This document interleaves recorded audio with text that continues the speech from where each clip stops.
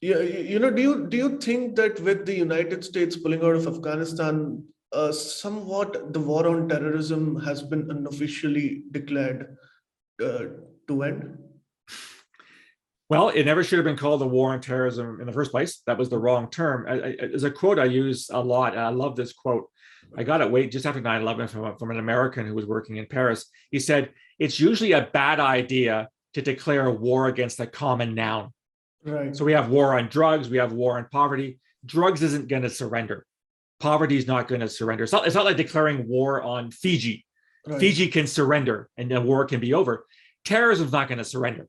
There's no terrorist a terrorist group may decide to stop operating, and that right, happens, but terrorism is not going to surrender. So the whole consequence is that the war was ill named. Secondly, and this is equally as problematic, when you talk about a war, who do you think are the primary players in the war? Well, armies, navies, right. air forces, soldiers. That's Yeah, what soldiers do.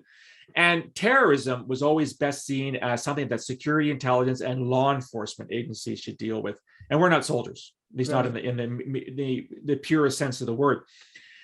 Is the war over? Well, it predates 9/11. I mean, terrorism's been around in a modern sense since the middle of the 19th century.